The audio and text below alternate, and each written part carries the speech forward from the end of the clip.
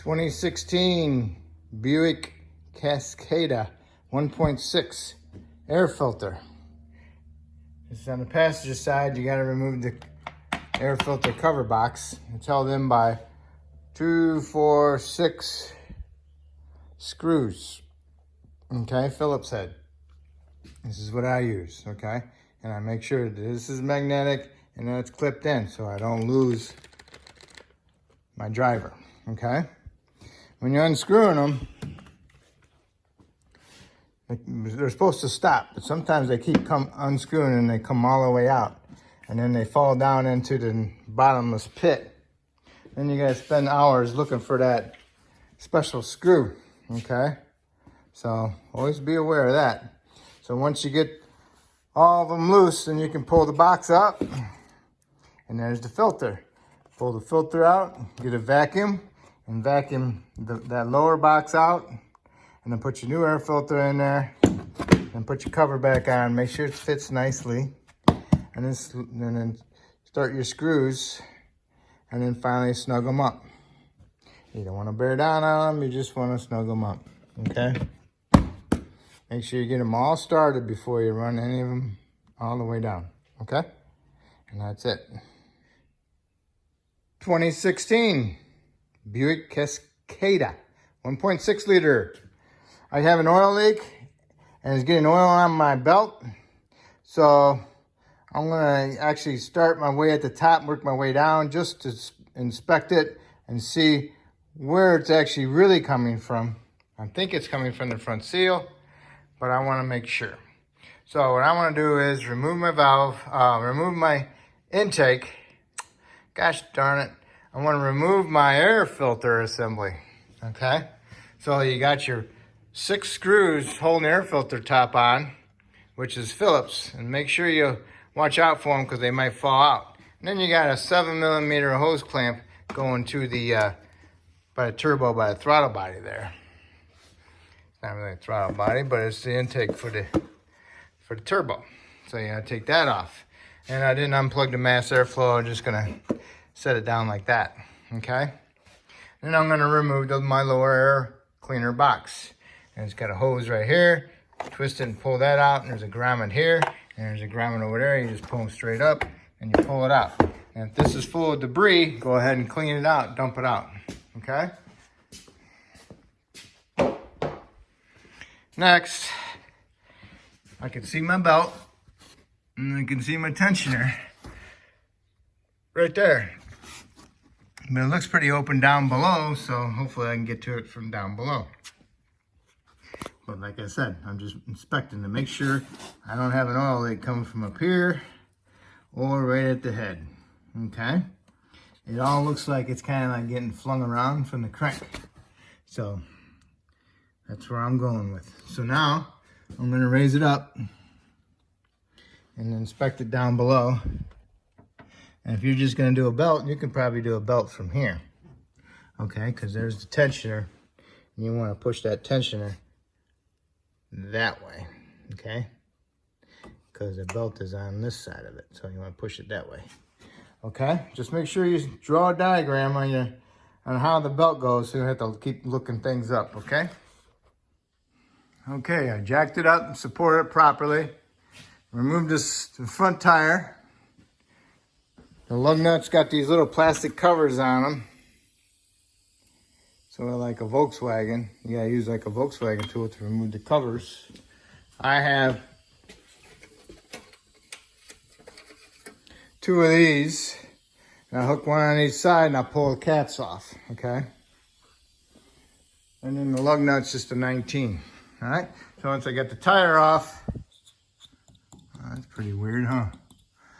Get the tire off, remove the 3 fasteners for the inside fender skirt, put a bungee cord on it and brought it around the front. So then now here I am. Here's your belt. If you want to do it this way, you can do it this way too. Okay? And look at my oil leak. It's all pretty much right around there, so it's probably the front seal. So now I drew my little diagram how my belt goes, and now I'm gonna remove my belt.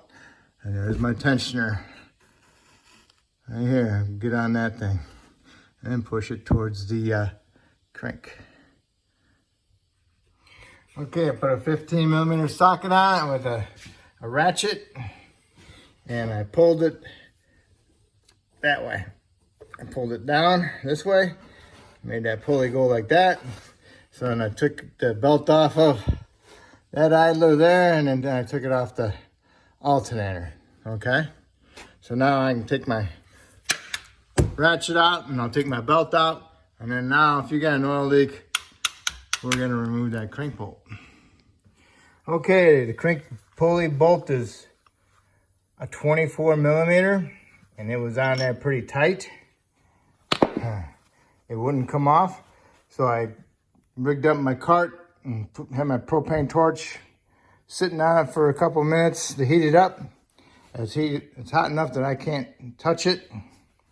So it was just enough that my impact loosened it up, and the whole unit came with it, so be careful. And it lines up with some notches on the back side of it.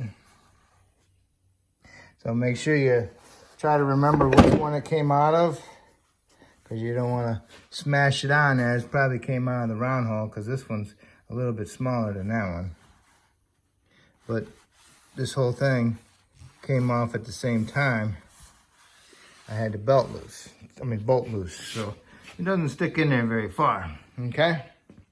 What I always is afraid of coming across a new engine is they don't have any guides on them, and when you tighten them up, it holds the cam timing chain gear on the crank, holds it in that spot. So you got to have everything set on your timing before you can tighten up your bolt on your crank.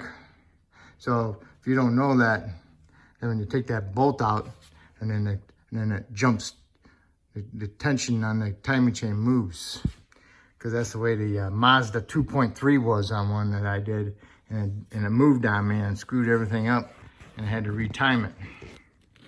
So when I get new engines like this, I'm always leery of that. So, but yeah, you can see the notch for that goes on the pulley, and it's pretty wet around there, and inside of here was soaking wet. So okay, so I'm gonna pull my seal out, and I'm gonna match it up with my new one, and then go from there. I'll clean it off. So I got me a puller. I'm gonna see if I can get my puller in there. If I can't, then I'll just use a screwdriver, an angled screwdriver. All right, so that's what it looks like. So that has to go into that notch. Now see right here, there's a lip right there. Do not get behind that lip, because then you'll chip it. So what you want to do is get inside the seal, right behind the lip of the seal, and pry it off. I used a little bent screwdriver, got right behind the seal, and pulled it right out of there. See, it goes on that one there. See how it's all one open to it. So now I'll get my new seal, match it up, and I'll tap my new seal in. I'll clean it off a little bit before I go anywhere. Okay, got it all cleaned up. Got my seal pushed on there. So now I'm gonna get me a bearing installer. I'm gonna use the flat side of it, and I put that up there and tap on with my hammer till it bottoms out against the timing cover. Okay, so this is what I'm going to use. It's not going to hit the crank or anything, so I'm just going to tap it and bottom it out against the front cover. Oh, remember that there's a metal lip inside that front cover, and that's what that seal bottoms out against on the inside of there. So do not use a big hammer when you're pounding it in. I just use a little ball peen, okay? And then I get my finger up in there, and I feel around this green thing and make sure that it's equally, and I didn't overdo it, okay? So now you can just reach in here and pull this out, okay? So when you're going back together, put a little bit of grease on here, on that seal. So when you put your front dampener on there, you want to hold it, put your bolt in there, start it, and then get it tightened up, and then you'll have to torque it, okay? Because you don't want that, you want to hold that balancer up there. You don't want it falling off and getting off to the side, so you'll damage it. So you want to make sure you hold it up there when you get that bolt snugged up. Okay. I put some yellow paint where my notch is on the back side of my balancer. As I'm bringing my balancer in there, and I can line it up with my crank, it helped me out to see where I'm at. And then when I got my balancer nice and flat, I put my bolt in there, threaded it, got my impact on there, and just ran it up, okay? So that it feels good behind it. And then now, what you want to do is you want to torque it. You torque it to 90 foot-pounds, no, 26 foot-pounds, and then you angle torque it 90, and then you angle torque it again 90, and then you angle torque it again 45. Crazy, huh? I don't know about you, but my impact goes about 120, 150. So, anyway, I got mine tight. Now I can go ahead and put my belt on it. Okay, going together with the Serpentine belt, I got me a 13/16 drill bit. I pulled on my tensioner, and I put my 13/16 drill bit into the hole on the tensioner. See it? Big hole, long hole in the tensioner, and there's a little one in behind it. So when I had it all the way compressed with my wrench, I stuck the drill bit in there and released my wrench, and the drill bit's holding it in position. So now I can put my belt on. It worked out pretty good. So that's the first time I've ever done that. I actually kind of remembered about it.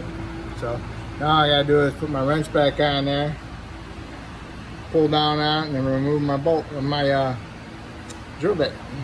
Okay? That was simple. 13/16. 13/16. Let me double check that. 13/64. Okay? That's what I use. 13/64 drill bit. I tried the 7/32. It was too big. Just want to show you, if you get the belt on that pulley wrong, see how it rocks? That's because there's a big groove and another big groove on the outsides of it. So you got to get the belt between the two big grooves, okay? Fudge. Okay, much better, okay? Make sure that baby is flat. Perfect. Good thing I caught that. Haha. Okay, put your fasteners for your inner fender skirt back in. Had a hard time with this one, so I drilled a small hole there. Tuck a pick in there. And that way I can hold it. And I put my fastener in there. Okay? Next, put your tire on. Torque it to 100 foot-pounds. Put your caps back on. Lower it all the way down to the ground. Go up on top. Okay, put your lower filter housing on. Make sure you push the grommets in the little U's. Hook up your little breather tube. Put your air filter in. The air filter is not completely square, kind of a rectangle. And now you can put on your top of your air cleaner.